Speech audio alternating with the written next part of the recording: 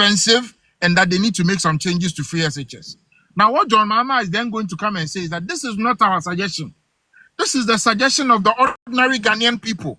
So we are going to work with the suggestions of the Ghanaian people. This is what the people of Ghana want.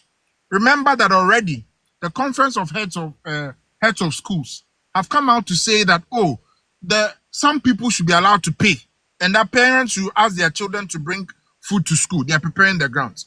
What then will come up is after the education conference, okay, this is what the people want, so let's do it that way. When you say, they'll say, we didn't say it. This is a newspaper publication.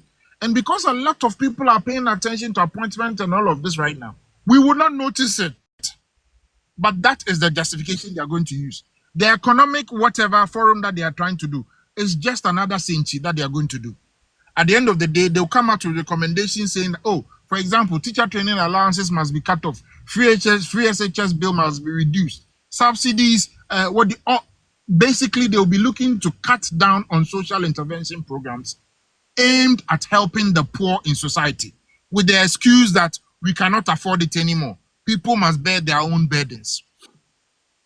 And they're setting all of these traps to make sure that things come on. Afanya Marking, I think that he's doing really well. But we must all not lose sight of one thing. The principal aim of the NDC is to create an existential threat for the NPP. We have just lost an election, and we lost that election by a very big margin. Watch what is going on. They are trying to turn the supporting base of the party against the leadership of the party. They have demonized the ex-president, said all sorts of things about him. Every day, oral is coming out, they looted this, they looted that. Basically, what they are trying to do is, you, the supporters of the party, look at it. You are stupid. You are foolish. Your leaders were taking so much money. What did you get from it? If they succeed in demoralizing the base of the party is done. So now, they are every day, watch Kevin Taylor and the things that he's saying. Watch all the NDC communicators and the commentators and what they are trying to do. They are trying to demoralize it, create a division between the leadership and the base. What Afenyo Markin is doing is giving that fire back to the grassroots of the party that we are out, but we are not dead. We are still here. What I wish will happen is that more of these voices will rise up. A lot of our former ministers should not go back to bed and go and sleep. They need to target these. For example, they have now started this whole thing about a discussion on education. Where are our guys on education? I see that Vincent Assefa is there. He worked as the PRO for the Ministry of Education for a while. I see that Kwesi Kwarteng is around. The former minister is.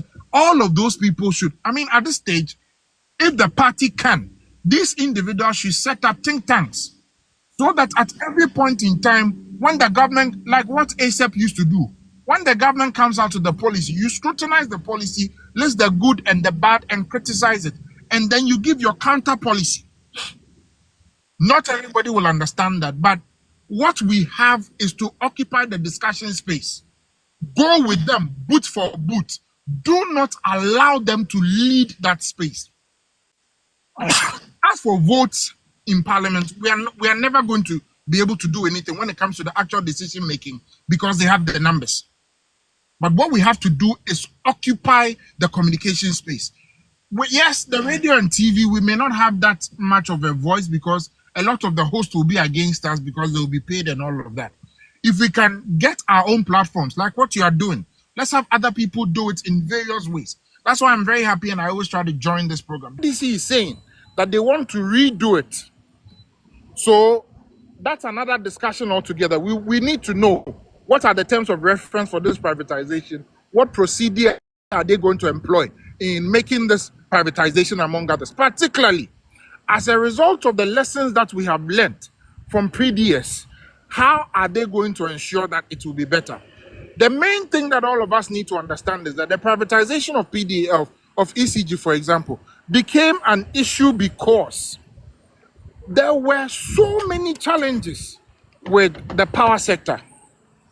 For example, these technical losses and everything that we're talking about. As usual, everybody knows that anything that belongs to the government is always a problem, how they manage it and all of that. When it went into the private sector, there were changes that were made that we began to see improvements. But now that it has come back into the government hands, even though it is in government hands, some of the changes that were done in the private sector are still being implemented. So we are relatively better off. But as it stands now, there is no privatization. The NDC says they will bring privatization. Let's see how and what they will do about it. Now, with the losses, actually, we've improved the losses by a lot. When we came into power, I think it was around 45%. Yes, I'm not sure of the figure, but it was if my memory serves me right, it was around 45% or so. We have gradually worked to make sure that we improve it. There's a discussion about bringing VRA and Bui Power together so that we can keep all of them as the state entities, and all of those things were part of the proposal that was being worked on by the MPP government before this NDC government came into being. If you look at for example, we have constructed solar, solar on the dam. All of these things were part of the processes of improving efficiency. We also forced Gridco to make some changes and rehabilitation so that the lines, because for example, when we came into power, some of the lines that were bringing power from Akosombo to Accra were over 50 years old.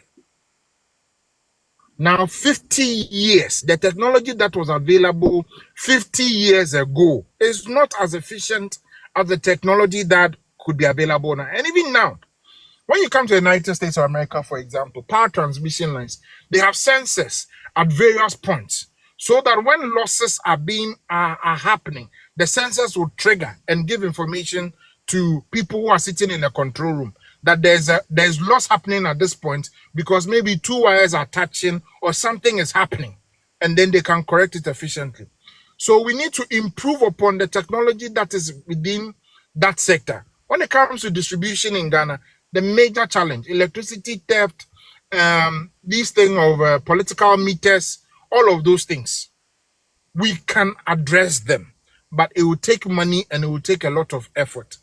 The MPP government just basically looked at it and factored the losses that we were making into the price build up and discounted it.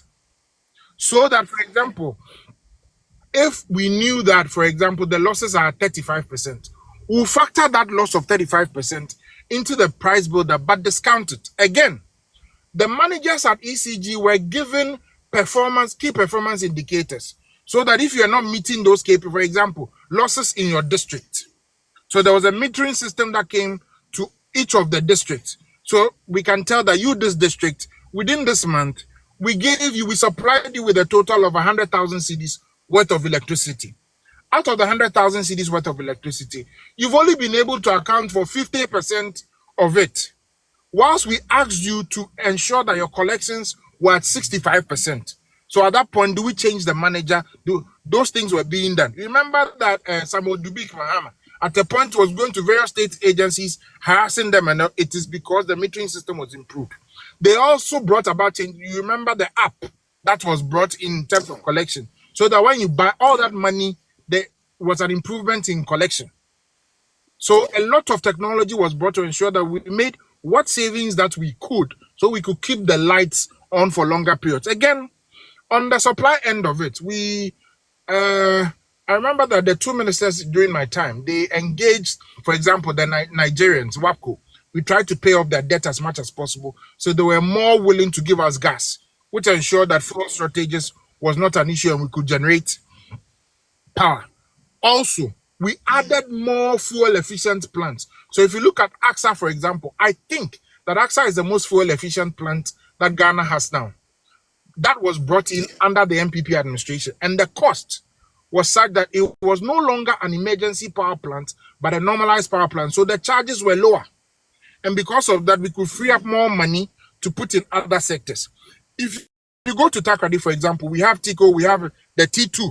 T2 was brought under Rollins and it has never functioned, even though we've had to pay for it.